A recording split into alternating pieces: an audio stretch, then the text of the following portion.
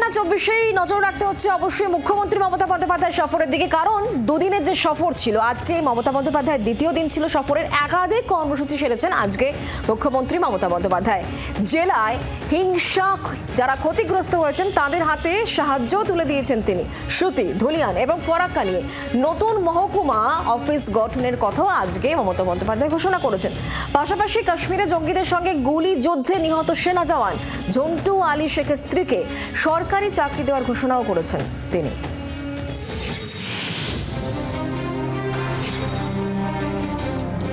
ওয়াকফ অশান্তির প্রায় এক মাস পর সোমবার মুর্শিদাবাদে পা রাখেন মুখ্যমন্ত্রী মমতা বন্দ্যোপাধ্যায়। মঙ্গলবার সফরের দ্বিতীয় দিনে শামশেরগঞ্জের বিডিও অফিসে গেলেন মুখ্যমন্ত্রী। ক্ষতিগ্রস্তদের সঙ্গে দেখা করলেন। মুখ্যমন্ত্রীর থেকে কেউ ক্ষতিপূরণ হিসেবে পেলেন চেক, কেউ পেলেন সেলাই মেশিন। জম্মু কাশ্মীরের উধমপুরে জঙ্গিদের সঙ্গে গুলির লড়াইয়ে শহীদ হন সেনা জওয়ান ঝন্টু আলী শেখ। এদিন সুতির সভামঞ্চ থেকে শহীদের স্ত্রীকে পাশে নিয়ে তাকে চাকরি দেওয়ার ঘোষণা করেন মুখ্যমন্ত্রী। এছাড়া ঝন্টু আলী শেখের পরিবারকে আর্থিক সাহায্যের ঘোষণাও করেন।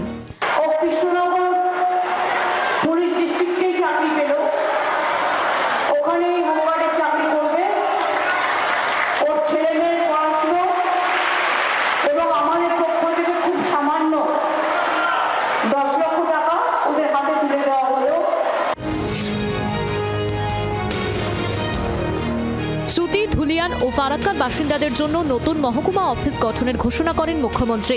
অ্যাডমিনিস্ট্রেশনকে আরো স্ট্রং করার জন্য সুতি, ধুলিয়ান এবং ফারাক্কা নিয়ে নতুন সাব ডিভিশন অফিস তৈরি করা হচ্ছে। মুর্শিদাবাদে 167টি প্রকল্পের শিলান্যাস ও উদ্বোধন করেন মুখ্যমন্ত্রী। মুর্শিদাবাদ জেলায় মোট 167টি প্রকল্পের উদ্বোধন ও শিলান্যাস করা হলো, যার মূল্য প্রায় 718 কোটি 19 লক্ষ টাকা। সব মিলিয়ে মঙ্গলবারের মুখ্যমন্ত্রীর মুর্শিদাবাদ সফর থেকে প্রশাসনিক সিদ্ধান্ত ও পদক্ষেপ অত্যন্ত তাৎপর্যপূর্ণ বলে মনে করছে রাজনৈতিক মহল। চৌশী গঙ্গোপাধ্যায়ের রিপোর্ট, জি 24 ঘন্টা। বাংলার আওয়াজ, বাঙালির আবেগ, জি 24 ঘন্টা।